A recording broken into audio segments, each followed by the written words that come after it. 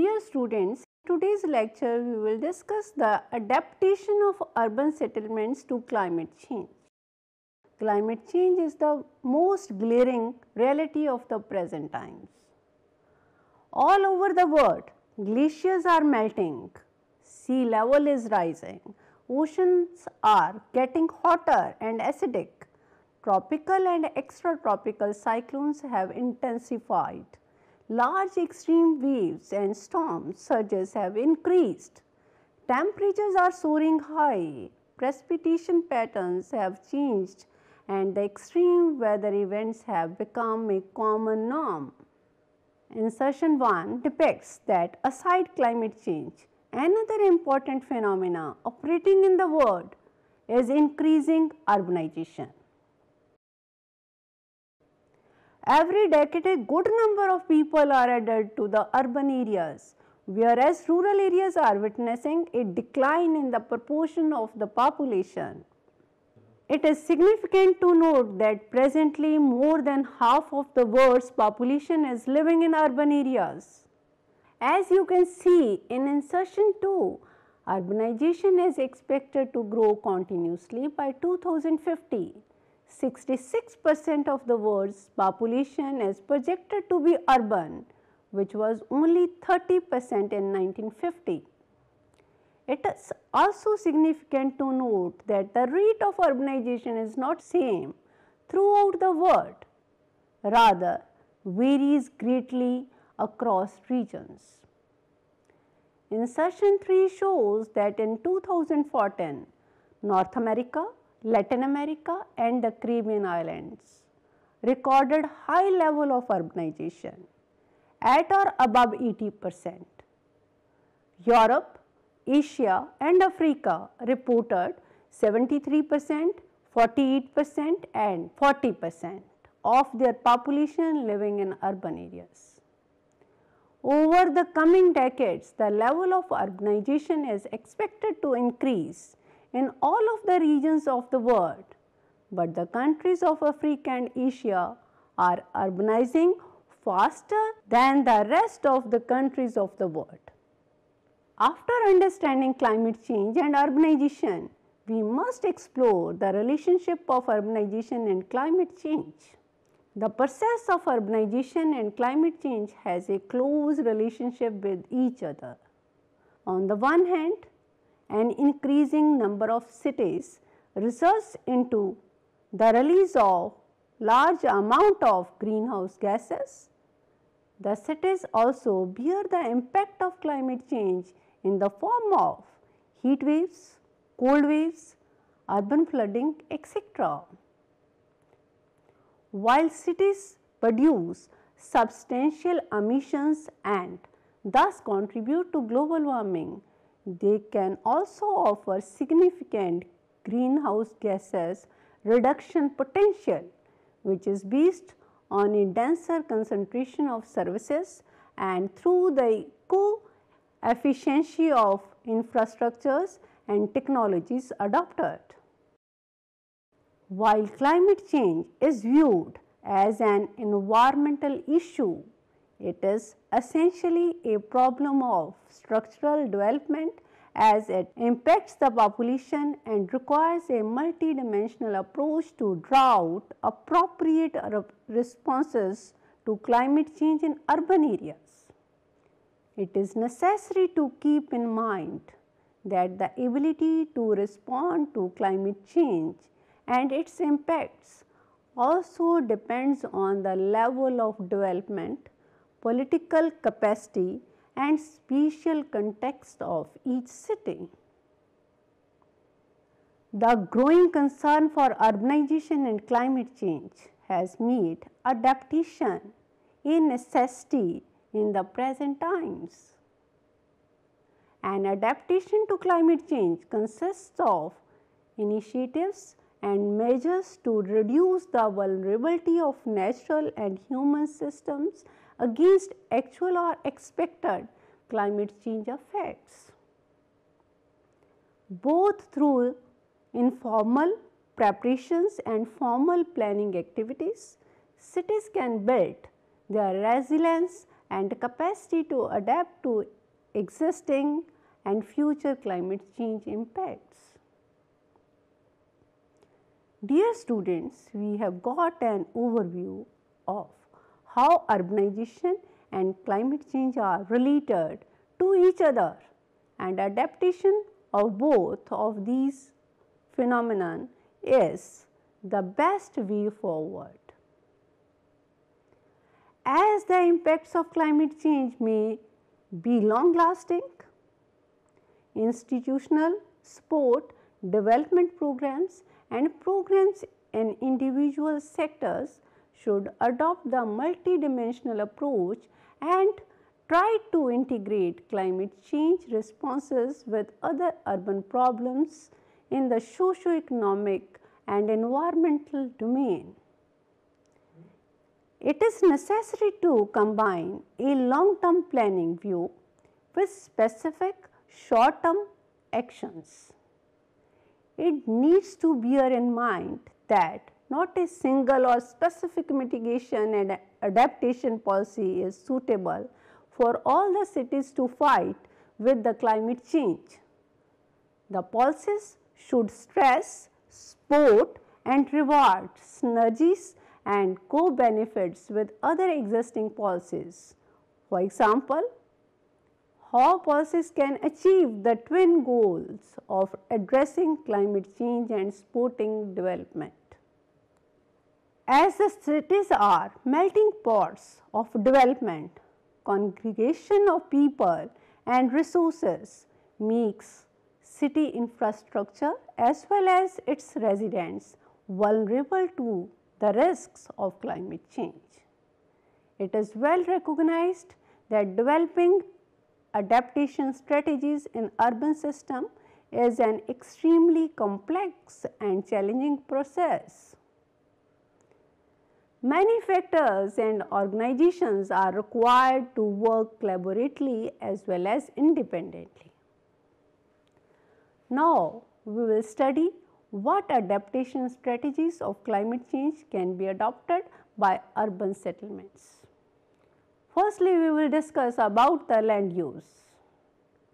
Land use refers to where and how people use land, such as residential, industrial and commercial buildings, farmland, water supply, energy production or forestry.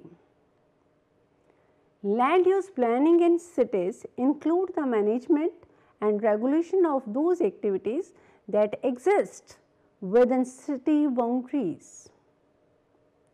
An effective land use planning has the potential to shape urban form and infrastructure, and in turn it can affect many other sectors ranging from housing and transportation to public health. Insertion 4 shows climate change vulnerability of urban land use.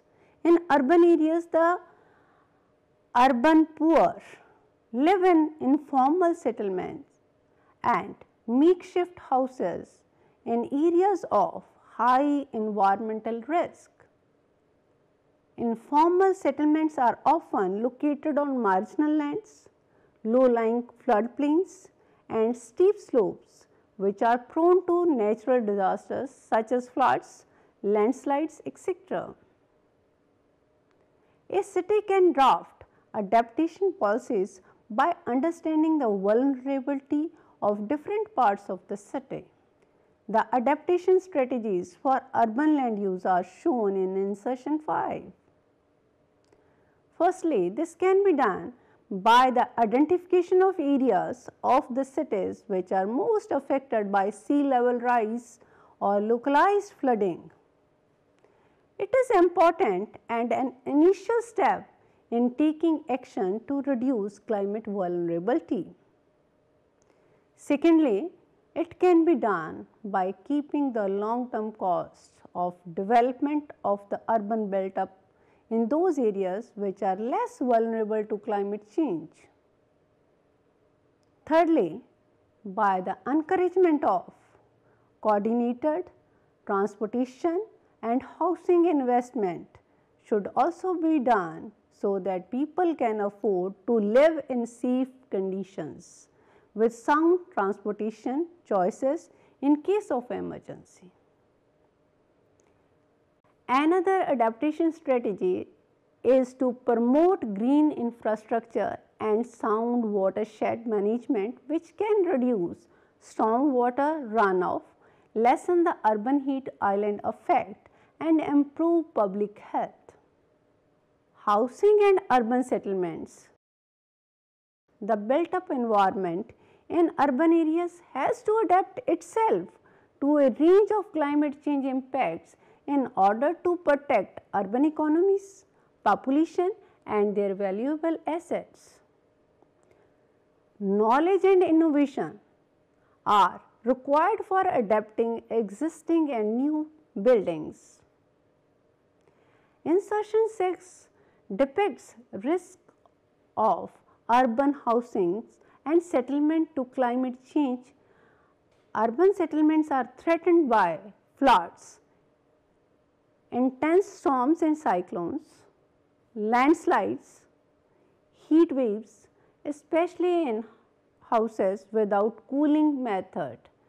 Intense storms, including tropical cyclones, can have abrupt but lasting consequences for cities, houses, and buildings.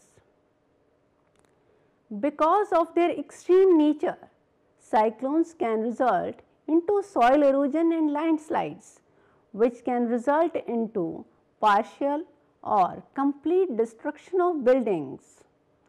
Floods pose risks for houses and buildings, particularly those located nearby to rivers and deltas, and informal settlements on marginal lands. Increasing sea level will impact houses and buildings in coastal communities. According to UNHabitat, coastal floodings affect 10 million people each year. It is expected to increase exponentially because of climate change. Increase in the frequency and severity of heat waves because of climate change create additional risks for occupants of houses that do not have cooling methods. Cities in Africa, Asia and South America are particularly at a great risk of extreme heat. Cities can regulate housing directly through building codes and zoning, and also indirectly influence housing markets through transportation, infrastructure, planning and investment. Insertion 7 shows that both structural and non-structural strategies can be used for adapting housing settlements to climate change. Structural strategies include in-depth structural renovations, building resilient houses from the beginning. Passive cooling can be used in both new build and retrofitted structures to decrease solar and internal heat gains, while enhancing natural ventilation or improving insulation. Greenhouses and buildings can have both mitigation and adaptation co-benefits. Simple strategies such as light color roofs can also provide a cooling effect at low cost. The non-structural strategies for adaptation of urban housing settlement include: first, by strict enforcement of zoning and building codes. Second, by disclosure requirements and public outreach are also highly important. Adaptation of urban transport sector. Transport infrastructure has 4 primary categories: roads, bridges and tunnels, passenger and freight rails, ports and inland waterways, and airports that comprise a wide range of both public and private assets and services. Transportation infrastructure is highly important for both people and commerce in daily life as well as in times of emergency.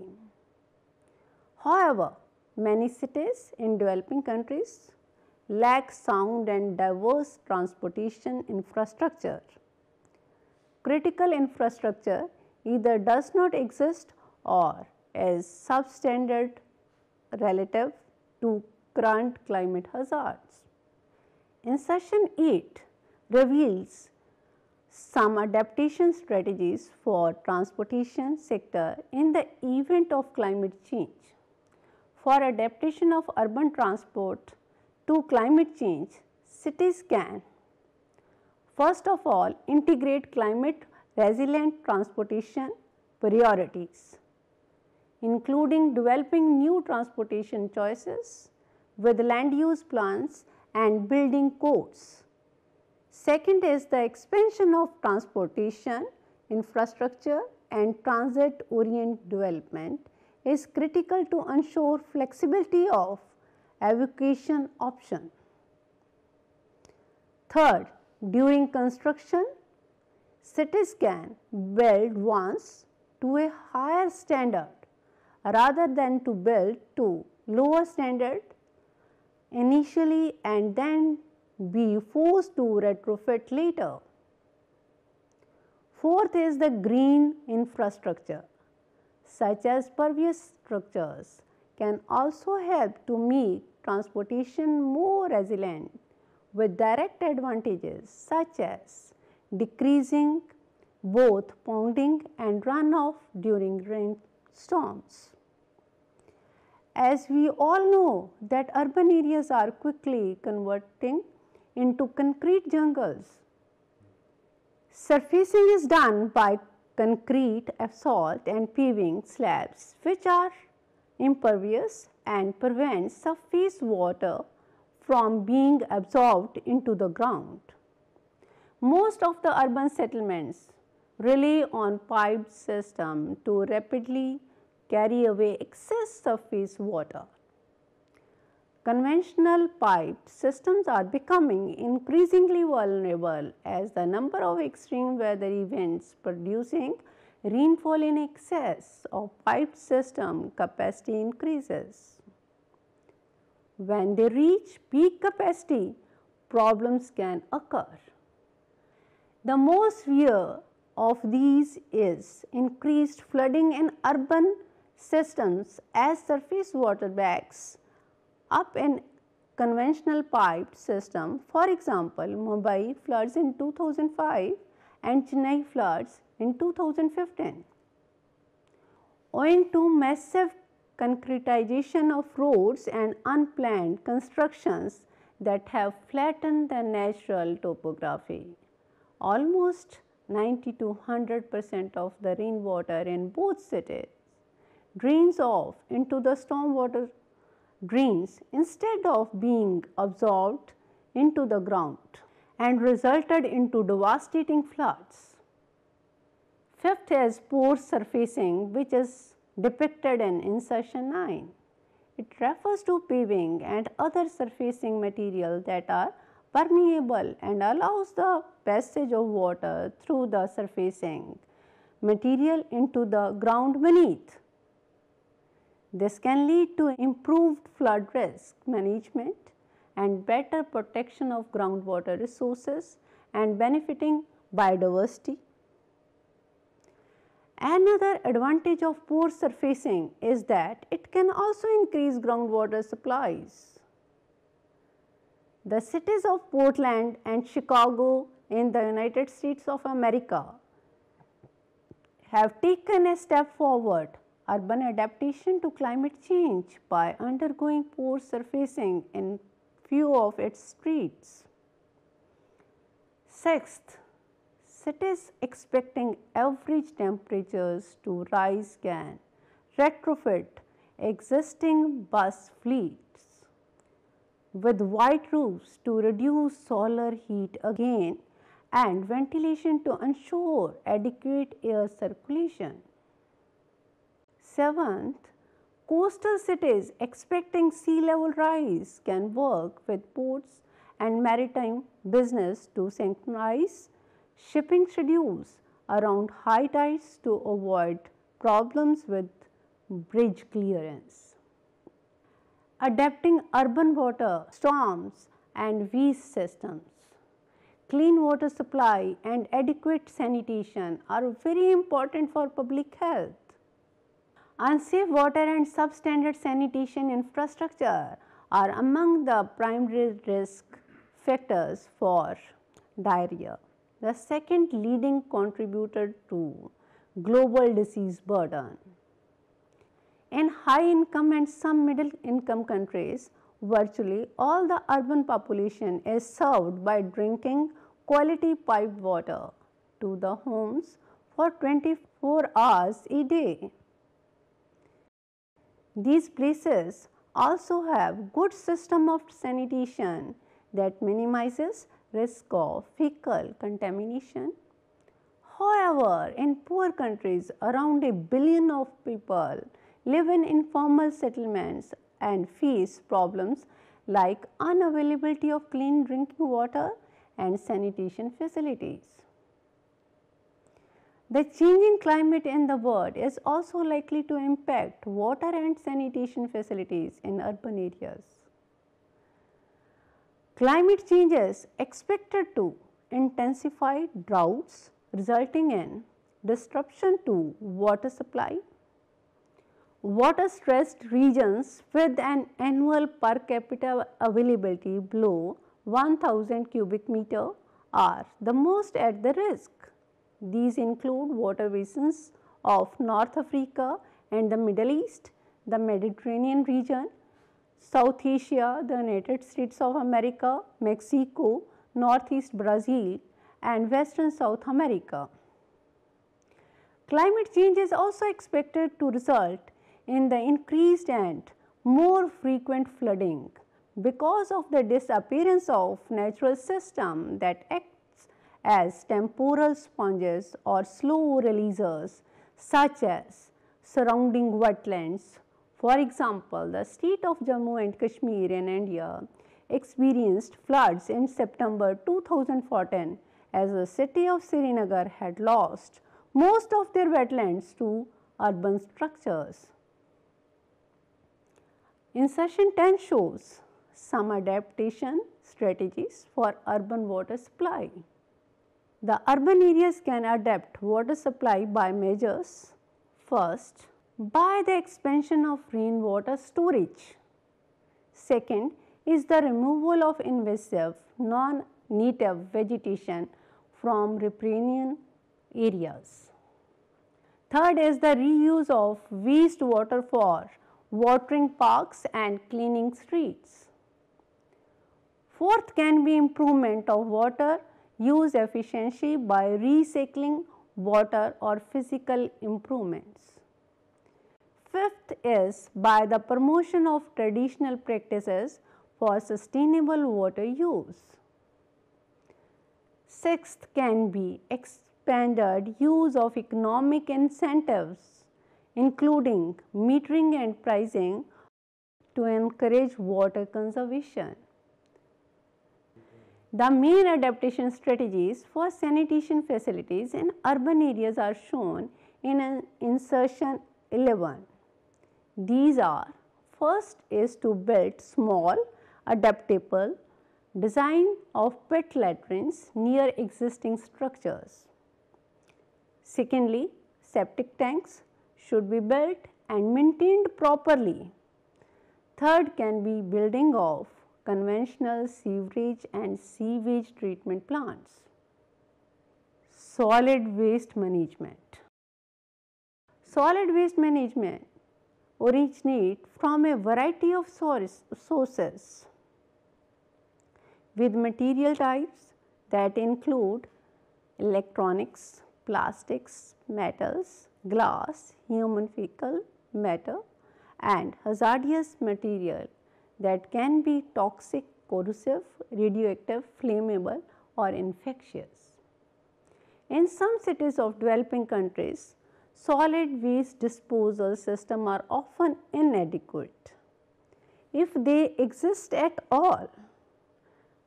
Solid waste is frequently dumped and accumulates in canals, waterways, and areas otherwise intended for water, runoff, or flood control. These conditions make these cities vulnerable to floods and contaminated water from moderate rainfall. Poor solid waste disposal expand breeding grounds for water and vector-borne diseases. Flooding in cities requires improvement in solid waste management practices. The measures of adaptation of solid waste management to the changing climate are shown in insertion 12.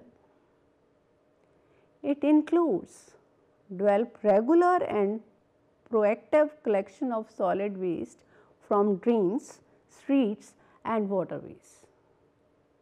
This can be taken as a low cost measures in advance of an anticipated storm. Next, solid waste authorities can also decrease waste related flooding risk by improving landfill decisions with information about geology, groundwater table, flooding hazards, proximity to surface water, and proximity to vulnerable population.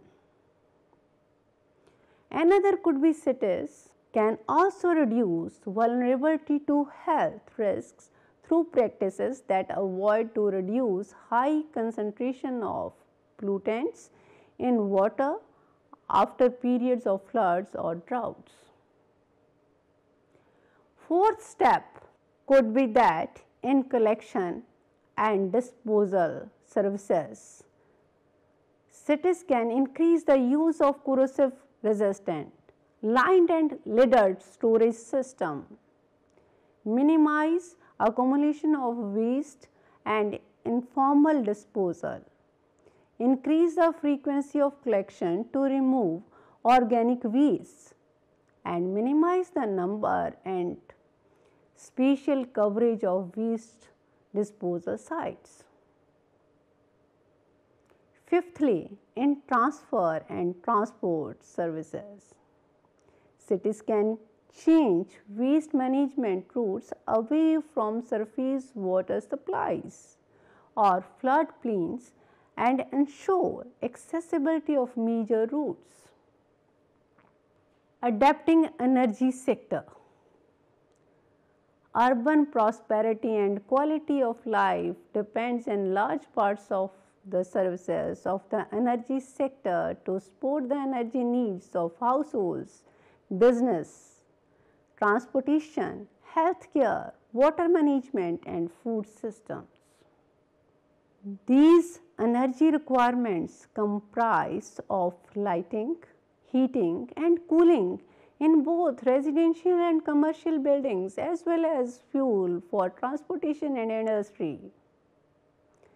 Extreme weather events and acute temperatures can also lay its impact on energy reliability for city users. Extreme heat can increase demand for cooling in all occupied buildings, putting even more pressure on local electricity supply. Some of the adaptation strategies in the energy sector of urban areas are depicted in insertion 13. It includes energy efficiency, conservation, and renewable energy investments serve as win-win adaptation strategies. Conservation and efficiency programs can reduce peak electricity demand and limit the risk of blackouts, while developing distributed energy system involving cogeneration and local renewable energy can buffer the effects of interruptions in transmission. At the same time, these investments can also yield multiple potential benefits: financial savings, job creation, and business growth. reduced greenhouse gas emissions and improvement in local air quality, and reduced dependence on imported fossil fuel through diversified local energy production. Energy sector adaptation can also involve city activities in other sectors such as buildings, land use, and water resource management. Green infrastructure and buildings, including natural forms of shading and highly reflective surfaces or material, can reduce energy demand for cooling or heating, while positively affecting economic development. By developing green roofs, we can protect the environment of the cities by the reduction of greenhouse gas emissions, harvesting of rainwater, and adverse effect of climate change. The green roofs are specially engineered roofing systems which are designed to have plants and vegetation growing on their surface. These can be used on many types of buildings, including residential, commercial, and industrial. Insertion 14 shows the benefits of green roofing. With green roofing, the flow of rainwater is slowed and some is absorbed by the roof itself.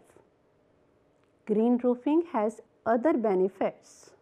These include urban cooling and a reduction of heat island effects, as roof-based vegetation lowers the absorption and release of solar radiation, while water trapped in foliage increases local humidity and allows cooling via evapotranspiration. Additionally, green roofs can contribute to local biodiversity by providing habitats and food sources for insects and birds. Green roofs also offer aesthetic value. The concept of green roofing is quickly catching up in the metro cities of India like Chennai, Bangalore, Mumbai, and Hyderabad.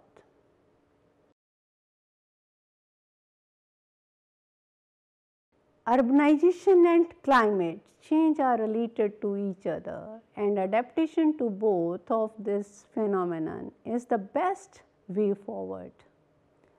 Many factors are required to work collaboratively as well as independently. Different sectors of urban settlements have to make adaptation plans according to their site and situation. Urban land use, which is the basis of any urban settlement, has to adapt by identifying problem areas and developing those areas where climatic risks are minimum. Development of green infrastructure is another way in which urban land use can successfully adapt to the climate change. For adapting housing sector, strict implementation of building codes is required. Besides this, construction of greenhouses and light colored roofing, etc., can also work towards adaptation of city infrastructure to climate change. Integration of climate resilient transportation priorities, development of new transportation choices, encouragement by using public transport, and post surfacing of parking lots can be some strategies for adapting urban transportation sector to the climate change. Clean drinking water supply should be regularized throughout the world, and adequate sanitation facilities should be provided, especially to the urban poor who are highly vulnerable to climate change impacts. Energy efficiency, conservation, and renewable energy investments, green infrastructure and buildings, including natural forms of shading and highly reflective surfaces or materials, and development of green roof can be good adaptation strategies for urban energy sector. It has to be kept in mind that no mitigation and adaptation policy is equally appropriate for all the cities. So, adaptation strategies should be developed according to the present local conditions. Thank you.